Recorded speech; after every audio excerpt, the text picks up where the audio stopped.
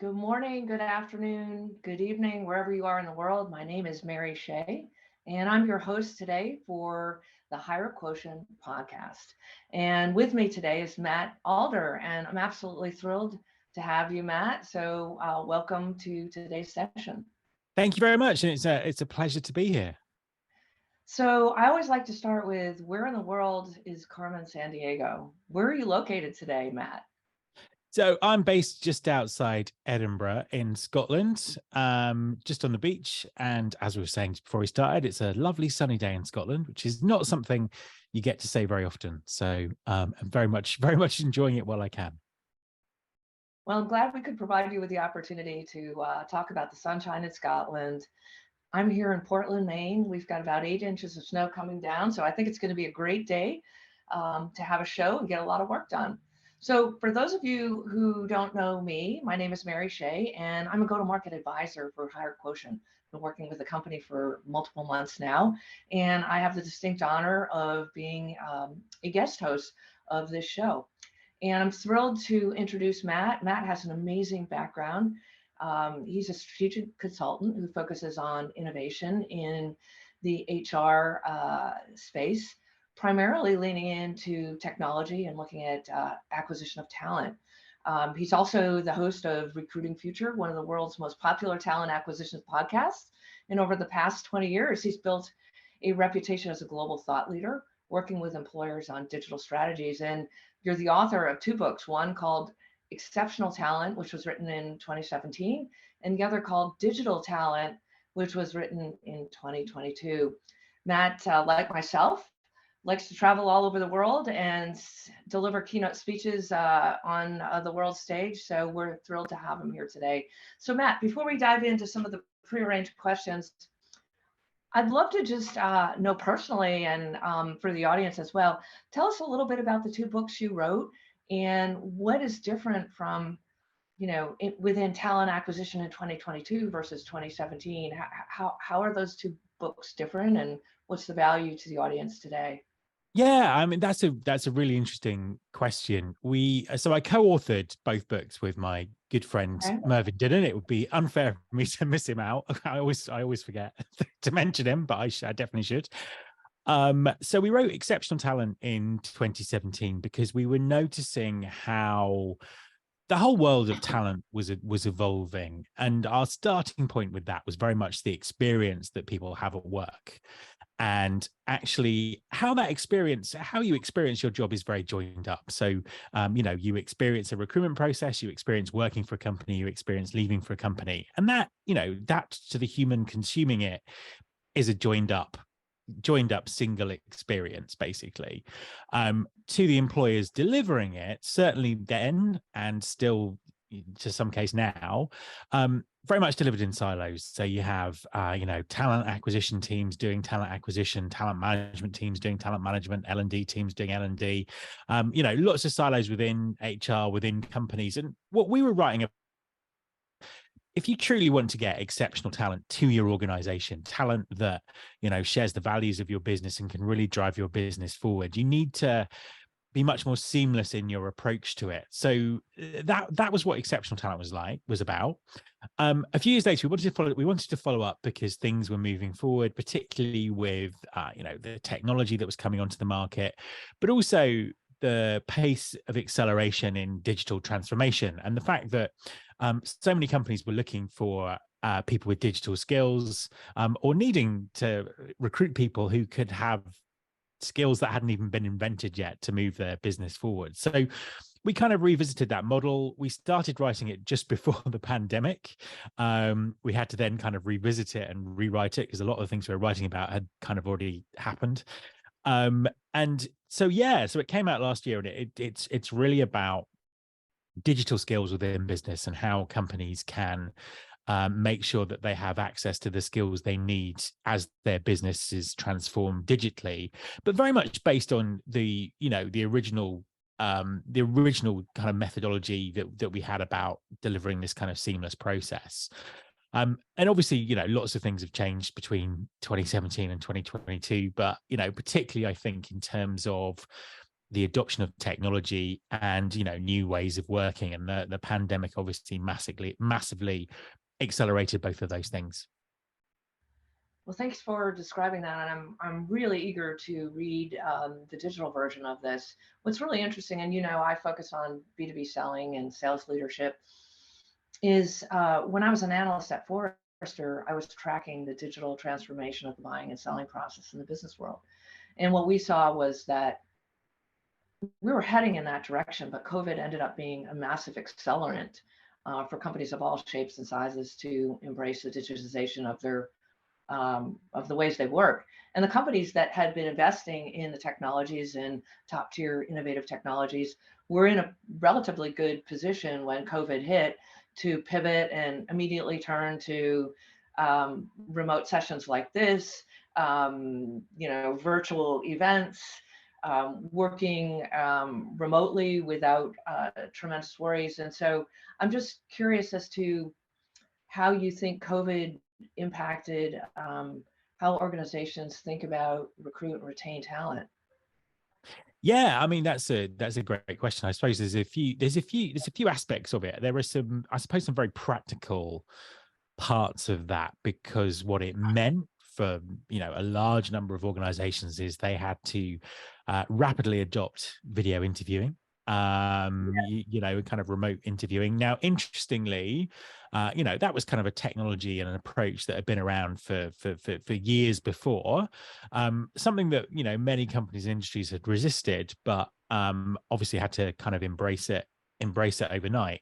And it's interesting to see that hasn't gone away, because actually the convenience and the power of conducting some of the assessment process, via video or remotely is just kind of absolutely tremendous. I think the other impact, which I think companies are still struggling with a little bit, is it did open up the potential for global pools of talent. So, the potential to, recruit, bring in the skills you need from, all over the world. It's just got such vast potential.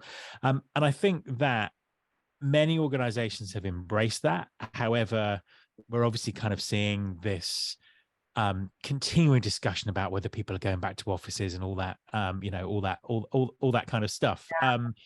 But really, I think that's the crux of it, that opening up of global talent, that giving people new ways of working. And also, I think it's helped organizations be a bit more scientific and structured in their recruitment.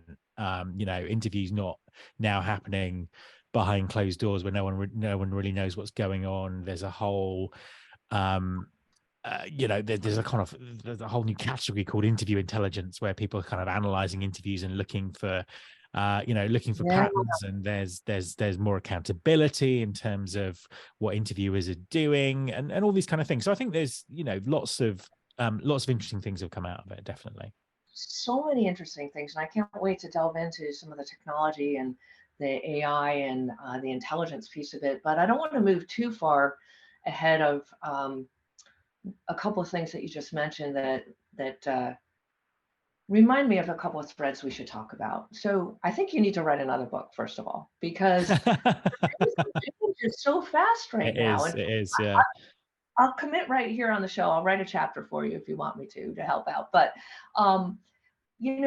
when you think about COVID and the post-COVID world, and now the global macroeconomic conditions and environment that we're in, probably, I think 12 months ago, I felt like the employees had a lot of the power in the relationship between the employer and the employee. And we talked about the Great Resignation, and people were jumping and moving companies. And if there wasn't a good focus on work-life balance, they didn't want to work there, or if they couldn't work remote. Now we're seeing an environment where, stateside, I think we've had almost 250,000 layoffs in a month and a half, 2 months of the beginning of this year. And so now I'm starting to see and observe this shift of power back to the employer versus the employee. Benioff just announced the other day, everybody's got to come back to work. The bottom 20% are going to get, tough performance reviews. Just what's your take about where we are right now and how that's going to impact the employee-employer relationship in the future. Something that's I'm worrying about. Yeah, I think there's a couple of things here worth exploring. I think the first one, and this really comes across from the people that I speak to on the podcast. So, I'll have talent acquisition leaders from tech, from healthcare, from retail, from all over all over the kind of the whole world of work. I think it's impossible to actually generalize what's going on in recruiting and jobs at the moment, because yes, we're seeing layoffs all over the world, particularly in big tech. However, many industries are still struggling for the talent that they need. I Also, know. I also think from a skills perspective, all of the long-term indicators in terms of, population demographics, the pace of change, the inadequacy of, education systems all over the world means that companies are going to struggle to get the talent and skills they need in the long term. So, I think we're perhaps seeing some sort of short-term some short-term fluctuation, which is very much centered on the economic, the economic situation, and also the kind of the shock of coming out of the pandemic and saying, well, what is the new normal? Is it everyone is back to the office, or is it, whatever it is? But I think that the long-term trend holds strong, that companies will struggle to have the skills that they need. Now, how that's solved, is potentially interesting. Do we see a kind of a shake up in the market? Do we see more freelance work? Do we see more automation? Do we see different ways of dealing with talent? But I think that ultimately that relationship between the employee and employer has changed, and Yeah. I don't think it will go back to the way it was before. It might not be quite as extreme as it was coming out of the pandemic, but I don't think, despite the best efforts of some industries, it's going to go back to the way it was before. So talk to us a little bit about how you think that relationship has changed and how it won't go back to what it was. Are you saying that relationships between employees and employers will become more transactional, more financially motivated? There's less a feeling of I'm joining this company, I'm part of the family. What is it exactly? If you could pinpoint those changes for us. Yeah, I mean, again, it's difficult to generalize, but I think that and I think it's something that's happened over a very long period of time. So, when I was just before I was kind of starting out my career, there was this sense that you would be with a company for life, and that company would look Right. after you and train you and all that kind of things. And that was Yeah. very much my parents' experience of working.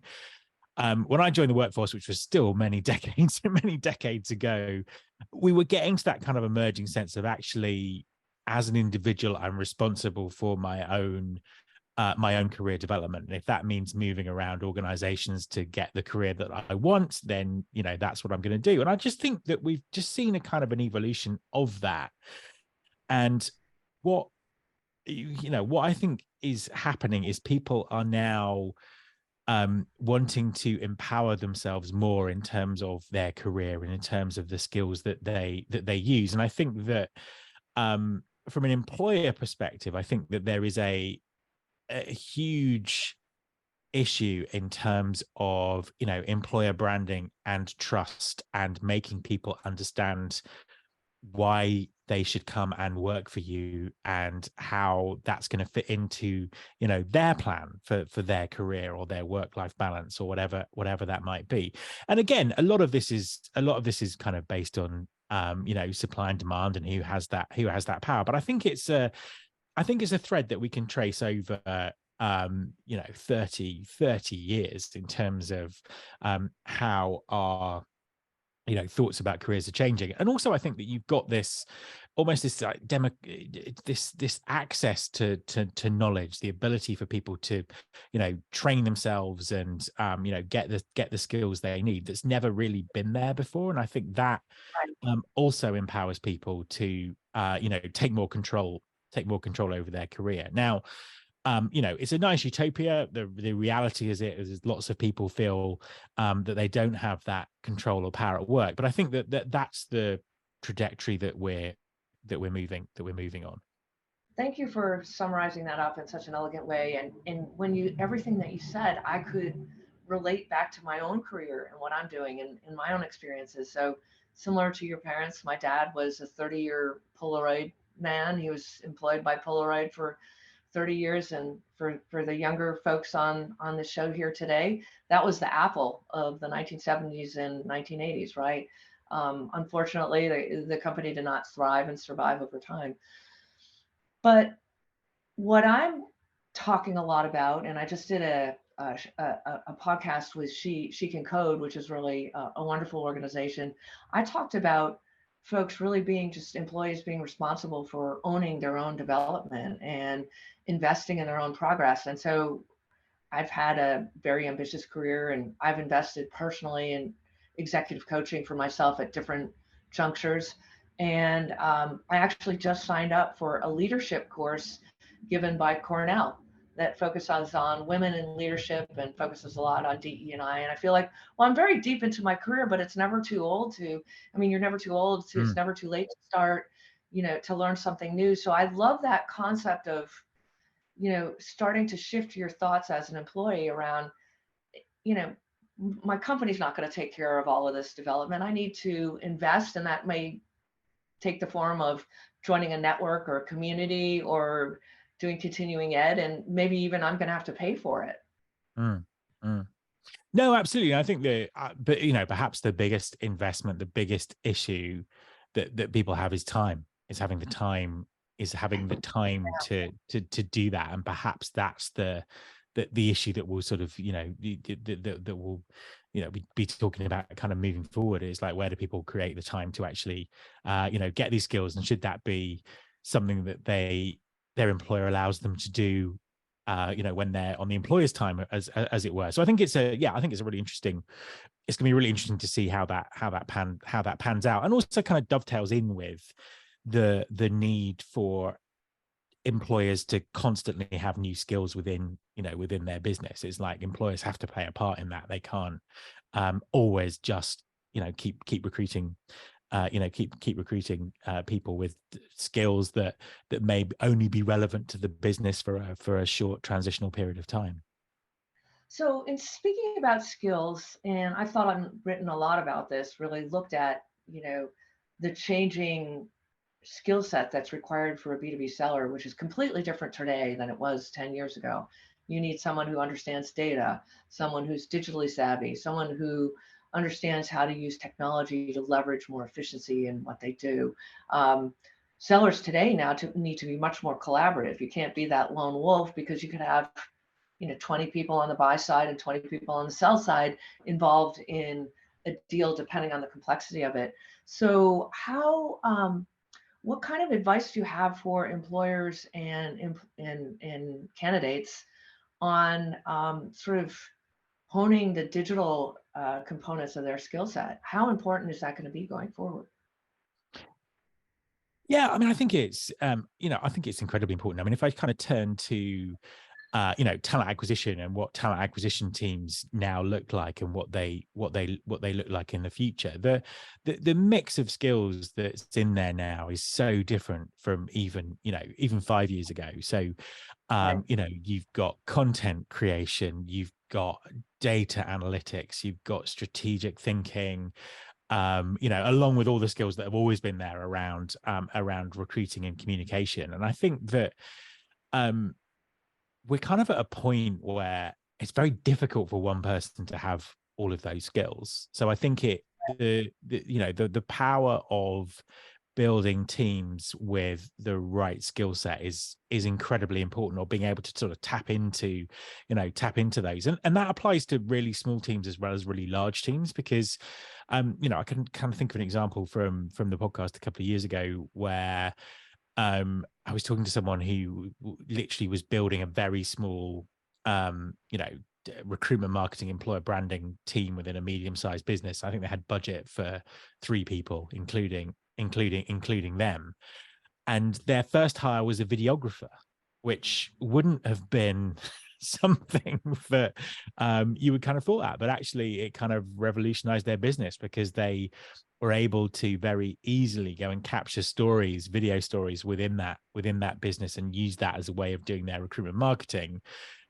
Traditionally they would have, briefed an agency to come and do that for them, and done it in a very structured way, but it was just very, very organic, and it got their stories out there. And I think the other role that they filled, they got an experienced digital marketer to kind of help market that video and also analyze the results. And there, is a team of 3 that looks very different from their competitors. So having that kind of right mix of skills within talent acquisition is going to be critical. And I think one of the the key emerging things like that is having people who really understand the potential and implementation of technology on an ongoing basis. So, if you're putting AI at the center of your recruiting strategy, that's not a one-off project. That's not something you can pay for someone to come and implement. You have to understand how that technology drives you forward, and have the strategy and the people in place to manage that and make it work for you. Yeah, I think that's actually a perfect segue to where I wanted to go next, which was, let's talk about technology, which I absolutely love. And when I think of HR tech, I haven't always thought of HR tech as being at the tip of the spear of technology. First, you had MarTech with marketing automation, and how that really transformed how companies marketed to their customers. And you had sales tech, which emerged around 2015, where technology companies really took the handoff from marketing and translated that into a one-to-one setting versus a one-to-many. Talk to us a little bit about where we are. I feel like this is HR tech's moment, right? Marketing had theirs 2009, sales tech had their moment, 2015, 2020. And now I feel like HR tech is at the cutting edge. So cutting edge, talk to us a little bit about how you see emerging technologies impacting talent acquisition today and in the future. Yeah, absolutely. I think it's interesting what you say there about sales tech and marketing tech, because that's where I suppose over the last few years, a lot of the innovation in recruitment technology and HR technology has come from taking elements from those disciplines. What I think's interesting, and that will continue I think that will continue to happen as HR and recruiting gets more sophisticated, gets better at data, better at all those things that kind of already exist within other aspects of the organization. But what perhaps is unique, though, is as with the quantum leap forward in AI and everything that can mean for recruiting in terms of targeting messages, conversational AI, communicating to candidates, screening, assessment. It's almost endless in terms of what it can do. I think that the challenge in HR and talent acquisition, which is going to really kind of define us from other areas of the organization, is getting that right balance between machines and humans. Because ultimately, talent acquisition is a very human activity. It's persuading humans to make very, very big decisions about their career and come and work for you. And I think that at the moment we're really experimenting with how can AI help us do that better at a bigger scale. And I think that's where the conversation should be. I think a lot of the conversation is like, AI is going to replace this, and companies will recruit people entirely using machines and stuff like that. And I think that's kind of a red herring, because I think that defining that relationship between humans and machines, and how it makes The recruitment process, which, let's face it, has not been great for many years, makes that better, makes that more effective, makes it a better experience for everyone. And I think my personal, one of the things that I'm personally interested in is the level of personalization that we're going to be able to put in these in these processes, right from the information that people get about what it's like to work at the company, all the way through to personalized onboarding and all those sort of things. And that's the area that I'm really excited about. Yeah, that's really, I mean, that will be really, really transformational when that happens. So, when you think about HR leaders today, and companies that you work with, larger companies that you talk to, how many of those companies are now actively using innovative technologies for recruiting, retention, and the employee experience? Those technologies, I think that embed automation and AI, namely, where are we in terms of the maturity curve there? So I think that we're at the point where lots more organizations are using some kind of tool like that than before. And also the willingness, not even the willingness, the understanding of the inevitability of having to do this, I think is kind of really sinking in. So what I'm saying, I've been in this space for a very long time, and one of the things that's always been constant is the very slow pace of change and the very slow pace of adoption. Mhm. Post-pandemic, that seems to have changed. I'm seeing companies looking to adopt these technologies a lot quicker. There's some great examples of companies using conversational AI and things like that. Some of it born through necessity in the pandemic. Just thinking, one of the companies I had on the podcast a little while ago was Iceland, which is a big UK supermarket retailer, and they'd used automation they had to recruit during the pandemic. They had to recruit thousands and thousands of people to deliver food and restock and all that sort of stuff. And they kind of automated that for the first time ever through necessity, but actually found it was a much better experience for the candidates. It was a much better experience for the hiring manager. They were able to do things a lot quicker. So I think lots of companies are doing something. Where I think we are, though, is it's still at a relatively early stage in kind of overall adoption. So what I'm not seeing is people putting together kind of end-to-end personalization strategies driven by multiple technologies, all tying into the same data sets and things like that. There's very few organizations that are thinking about this as strategically as perhaps they will in the future. So it's kind of a really exciting time because lots of people are experimenting. However, as an industry, we've got to move pretty quickly to really get the benefit of some of the great technologies that are out there. So I think that's really the challenge over the next couple of years in terms of how people adopt that. They're obviously also doing that against the background of economic issues that are forcing downsizing. People's TA teams are getting smaller, and perhaps that again will be a catalyst for change, because if people are having to be more efficient and do less with more, then technology is something that could come and fill the gap sort of permanently here. Yeah, I couldn't agree more. So let's talk a little bit about diversity, equity, inclusion. That's a topic that's very important to me. And you hear a lot about companies that are now laying off folks and rifts that are happening, and they're in many cases targeting some of the underrepresented folks, and all of the work that we've done to create more equity within organizations. Now I think we're in a place where that's a little bit fragile.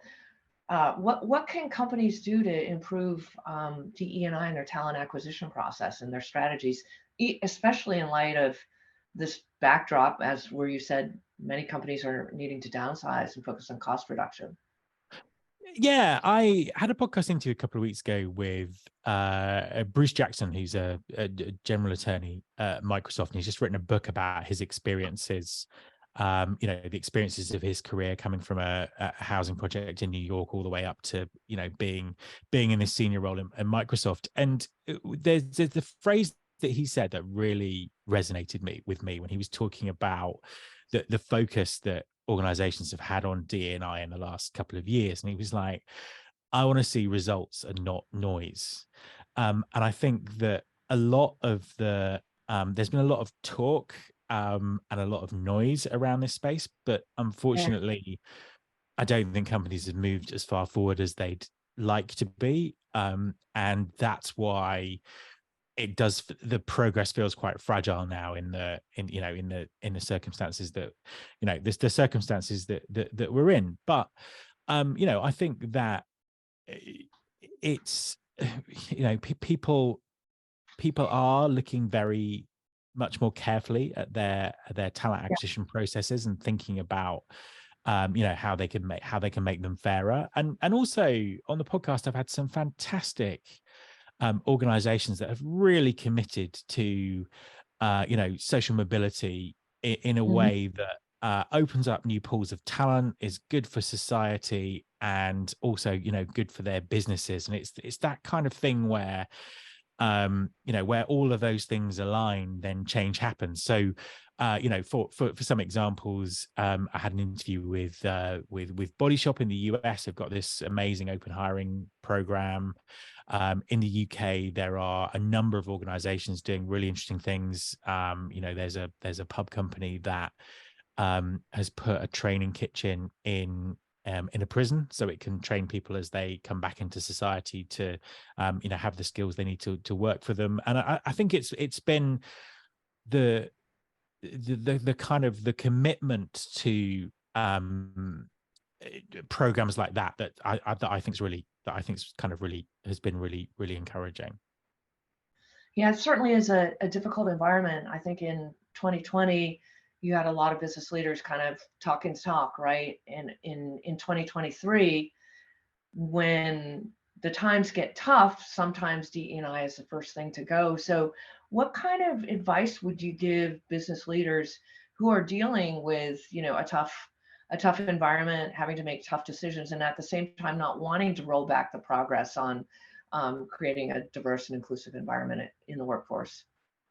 Well, I just think, I think that the business case for having a diverse and inclusive environment Yeah, is just enormous. So, I would right. hope that people can really focus on that. And as I say, as I was sort of saying there, it's like, how it absolutely aligns to business objectives by making organizations better. And I think it's that that's what we need to focus on, rather than tokenistic programs or lots of noise or all that kind of stuff. It's that fundamental importance to the future of organizations, and also how important it is that they reflect the societies and communities that they serve. So I hope that is where people put their focus.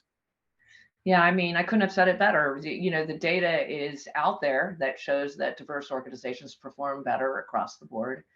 And the data and the research that I do shows that organizations want to partner with businesses that reflect the world around them, just exactly what you said, Matt. So Yeah, it's about maybe having that discipline when you're in the middle of a big storm to continue to do and make the decisions that you know are right for the organization and for your customers.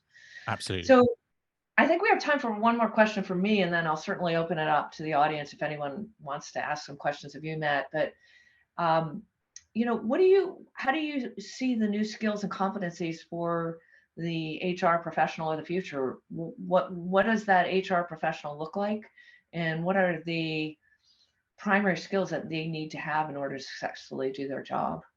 Yeah, but curiosity. Number one, curiosity. I had a great interview with. I've had a couple of interviews about curiosity, and actually, um, really kind of interrogating the world around you to try and find new ways of working and in new ways of thinking. So I think there's a mindset shift which we haven't always seen much curiosity in HR and recruiting. We've tended to see kind of more process and fixed thinking and things like that. So I think that kind of that kind of open-mindedness to change because things are only going to keep changing more and more quickly would be centered to it. Then I think it kind of goes back to what I said about having having the right skills. So I think that having a core digital competency is just critical. Yeah, I would essential. hope that the days of sitting in meetings where people say I'm not technical, or I don't understand digital, or I don't understand technology, are well and truly over. That kind of agile thinking. I think that making decisions, understanding data and making decisions based on data are also critical. But I think also, storytelling is such a big thing, because employer branding, recruitment, talking to people externally, that's telling stories about the business. But also, I always think that there's a real onus on HR and recruiting to really make the business properly appreciate its value and the value of the talent within the business. And I think telling those stories internally to make organizations realize that they can't just say that people are their most important asset. They need to actually understand what that means, Yeah. and how that affects business performance. And I think that the onus is really on our industry to tell our story better and prove our case to really make organizations put people and skills at the center of everything they do. I couldn't agree with you more. And just for all the HR practitioners on today's session, curiosity, agile thinking, storytelling, data and digital savvy. And those are things that I've been writing about as well. I want to take a couple of questions, and it looks like we have one from Nasreen, who is asking us, and Matt, I hope you can answer this. Are there courses or classes, continuing ed out there for HR practitioners that would help them get some of these new skills that we've just talked about? Yeah, I mean, there are perhaps not as much as there should be. Certainly not as much as there are in things like sales and marketing. That said, depending on what discipline you focus on, there are lots of online groups, people doing courses. There's lots of stuff around things like employer branding. I'm going to be very selfish and recommend my podcast. I've got 500 episodes, all with all interviews with different practitioners, and there's a huge amount of things to help people there, and I've put them all on the website where they're searchable by keyword, so you can find the stuff you need. And there are some other great HR podcasts as well. So